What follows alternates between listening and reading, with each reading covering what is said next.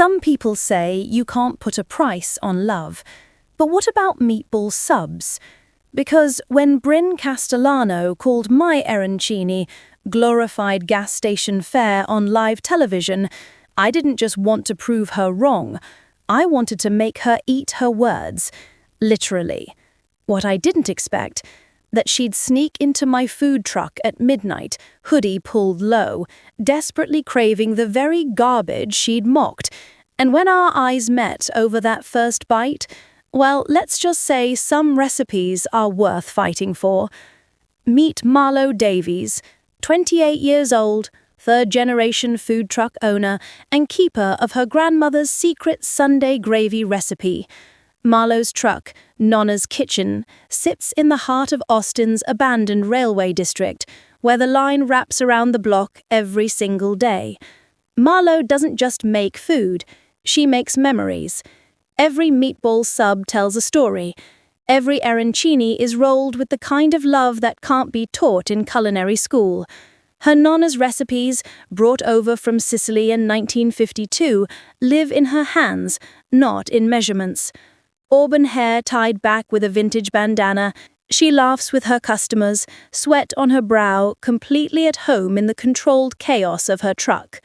Then there's Brynn Castellano, also 28, Austin's culinary darling, James Beard Award nominee at 26, owner of Vesper, the restaurant with the 2-month waiting list and the $300 tasting menu that food critics call transcendent.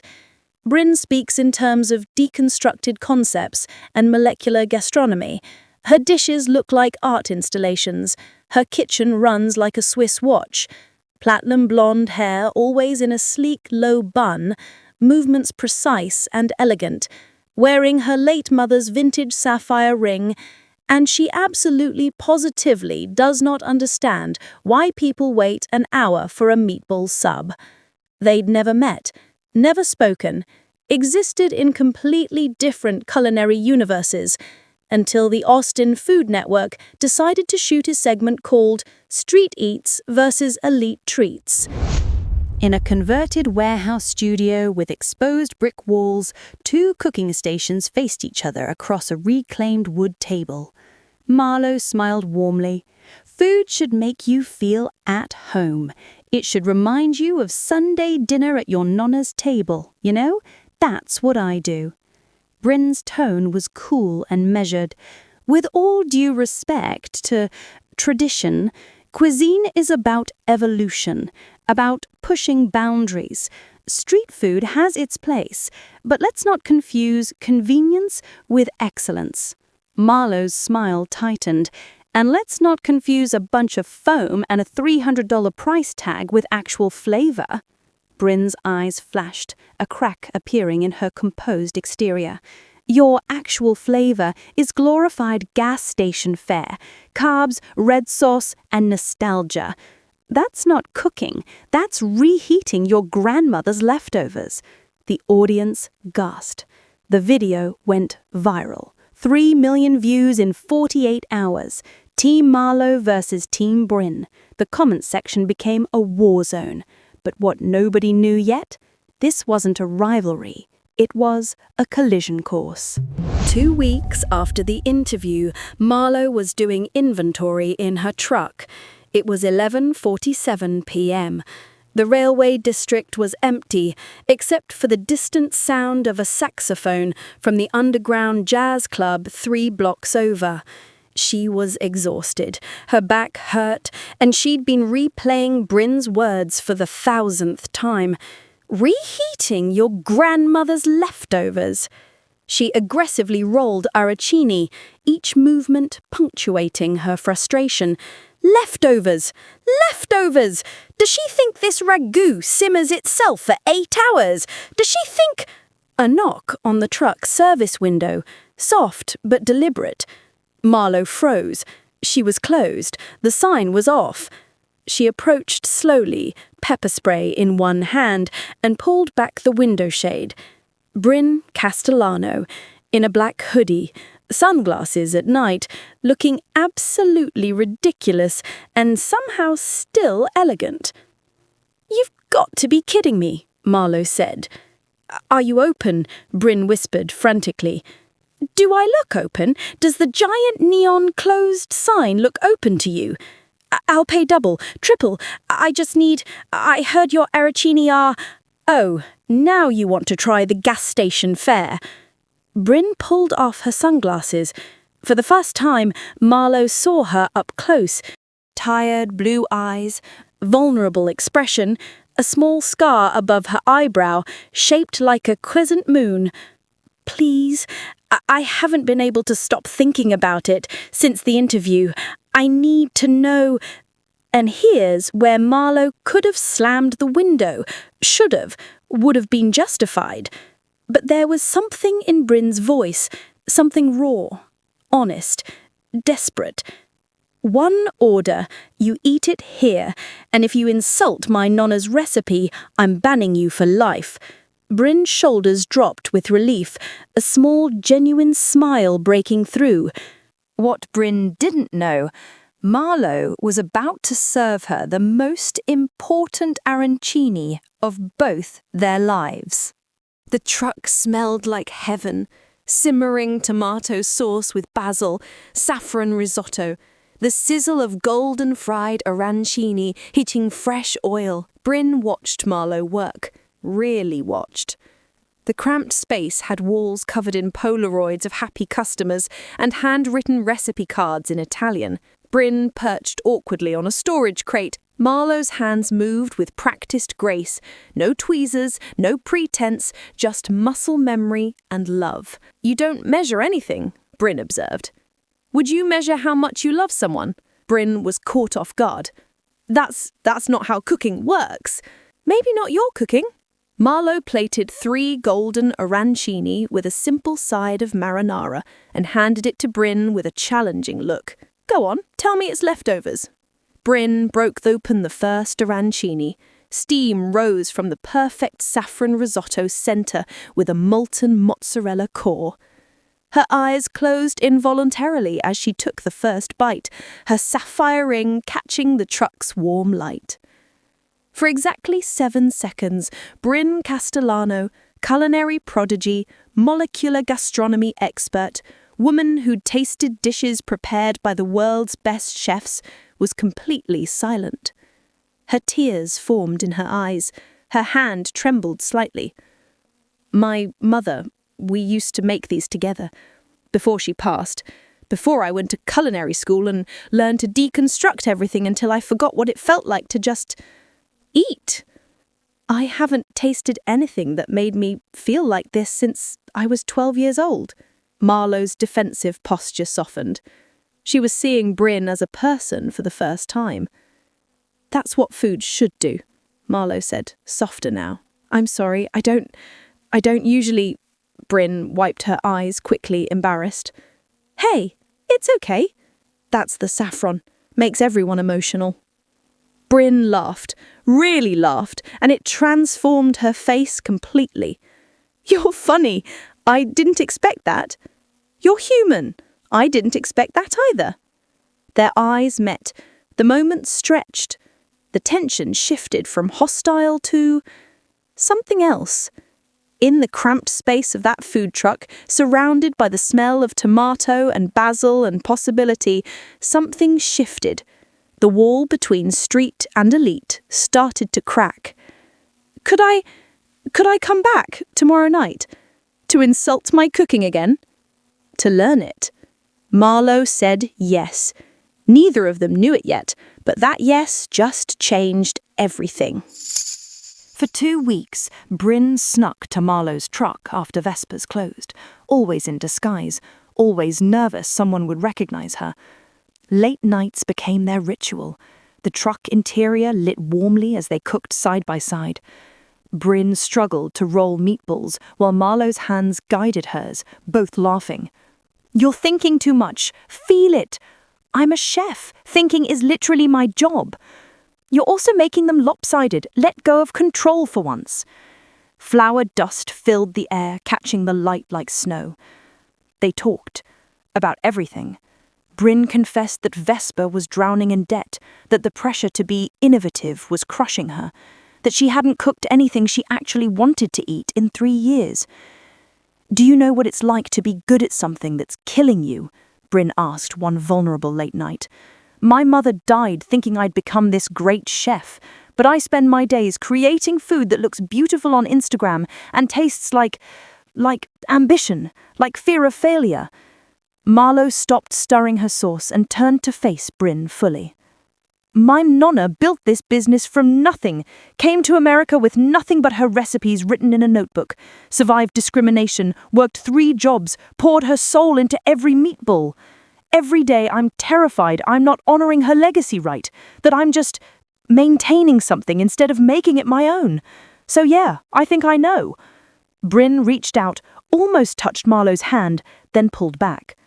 Marlo told Brynn about her ex, who left because a food truck isn't a real career, about her parents who wanted her to be a lawyer, about how every day was a battle to prove that her work mattered. "You know what's funny? People think your food is important because it's expensive. My food feeds people who can't afford yours. Single parents working 2 jobs, students, artists, but somehow I'm the one who has to justify my existence. That's not fair." "No, it's not." A long pause, both looking at each other, connection deepening. On the 14th night, Marlo leaned in. Brynn didn't pull away, but before their lips could meet, Brynn's phone buzzed loudly. She jumped back, checking it, her face going pale. "I have to go. I'm sorry, She left without explanation. The truck felt suddenly cold. Marlo woke up to 47 text messages. Her phone was exploding. The food blog headline filled her screen. Brynn Castellano announces elevated Italian-American concept, claims to refine traditional cuisine. The article included photos from Vesper's new menu launch. Deconstructed arancini, molecular meatball spheres, artisanal marinara foam. And there, in the article, a quote that made Marlo's blood run cold. "I've been researching authentic Italian-American techniques, and I've found ways to elevate these humble dishes into something truly special. Street food has potential, it just needs refinement." "She used me," Marlo whispered to herself. Every late night, every shared story, every almost kiss, it was all research. Brynn wasn't learning to appreciate Marlo's food, she was learning to steal it. Marlo's phone rang. Brynn's name. She rejected the call. It rang again, again, again. Finally, Marlo answered. "Gas station fare, huh? But good enough to steal." Her voice shook with anger. "Marlo, please, it's not like that. I was going to tell you." "Tell me what? That you were using me? That every night was just market research?" "No, Marlo, listen. I told you about my nonna, about her recipes, about what this food means, and you turned it into foam and spheres, and I was trying to honor it, to show people that it already deserves respect. It doesn't need you to validate it." Tears streamed down Marlo's face. Her hand shook as she held the phone. "Don't ever come back to my truck. We're done." She hung up. On the other end, Brynn stood in Vesper's kitchen, phone still to her ear, looking destroyed. But the story wasn't over. Because that night, someone unexpected showed up at Marlo's truck, and they were about to reveal a truth that changed everything. That evening, an elegant older woman with silver hair in a classic chignon approached Marlo's truck. Her name was Celestine Harper, Brynn's mentor, former Michelin 3-star chef, and she was about to change everything. "You're Marlo, yes? The woman who's been teaching my protégé to cook with her heart again?" Her voice was refined but warm. "Teaching, Marlo was defensive. Making her laugh, making her remember why she became a chef in the first place, making her question whether success means anything if it costs your soul. Yes, teaching. Celestine's stern face softened. I came to explain what Brynn is too ashamed to tell you herself. Marlowe, cautious but listening, invited Celestine to sit at the truck's fold-down counter. Celestine explained everything. How Vesper was $400,000 in debt. How her investors, a venture capital firm, threatened to pull out unless she created something buzzworthy. How Brynn fought them for weeks, refusing to compromise her integrity. The elevated Italian-American wasn't her idea, it was theirs, a calculated move to generate press coverage and save the restaurant from bankruptcy. Then why didn't she tell me? Why didn't she fight harder? Because they owned 60% of her restaurant. Because they threatened to not only close Vesper, but to publicly destroy her reputation if she didn't comply. Because in this industry, investors have more power than talent. Celestine pulled out her phone and showed Marlowe a chain of text messages. Text after text, Brynn fighting with her investors, demanding Marlowe's name on the menu, offering to split profits 50-50, proposing a collaboration. All rejected, all dismissed. The final message from the lead investor: this is a marketing strategy. Either you comply, or we pull funding and ensure you never get backing again. She walked out this morning, signed over her shares, walked away from Vesper, from everything she'd built for 6 years, because she said she'd rather have nothing than succeed by betraying you. Marlowe's hand covered her mouth. Tears fell. Where is she now? The old railway depot, the abandoned one by the eastern tracks. She's been there since this morning. I think she's trying to figure out who she is without the restaurant, without the title, without the performance. Marlowe had exactly one chance to make this right, but first she needed to do something she'd never done before: trust someone who hurt her. Marlowe Davies had spent her entire life in this neighborhood. She knew every abandoned building, every hidden spot, and she knew exactly which depot Celestine meant. She frantically loaded equipment into her truck as sunset cast orange light across the railway district. The food truck pulled up to a massive abandoned railway depot. Broken windows, graffiti art covering walls, golden hour light streaming through holes in the roof. Inside, sitting on the floor surrounded by scattered papers and an empty bottle of wine, was Brynn. How did you find me? Your mentor is terrifying and persuasive. Brynn gave a bitter laugh. She's good at that. Marlowe sat down across from her and pulled out a container from her bag. I made you something. Marlowe, I don't deserve... Shut up and eat. Marlowe opened the container, revealing a perfect meatball sub, but this time it was different. It had elements of Brynn's style incorporated naturally. The sub was traditional, Nana's meatballs, Sunday gravy, fresh mozzarella. But Marlowe had added a delicate basil oil, Brynn's signature technique. A light, airy bread she'd learned from watching Brynn's methods. It was a bridge between both their worlds. Brynn took a bite, tears streaming. This is a collaboration. What it should have been from the start. What it can still be if you want. I lost everything trying to protect you from my mistakes. No, you lost a building. You lost investors who didn't deserve you. But you didn't lose everything. Marlowe took Brynn's hands, covered in dried marinara and flour. I was terrified of you, not because you're a fancy chef, because you saw me, really saw me. And I realized that I've been hiding behind my Nana's legacy instead of adding to it. You challenged me to ask, what's my contribution? What's my voice? And what is it? I think it's building bridges between old world and new, between technique and soul, between people who think they have nothing in common. And I can't do that alone. Brynn studied Marlowe's face in the golden light. What are you saying? I'm saying, forget the investors, forget Vesper, start over with me, equal partners.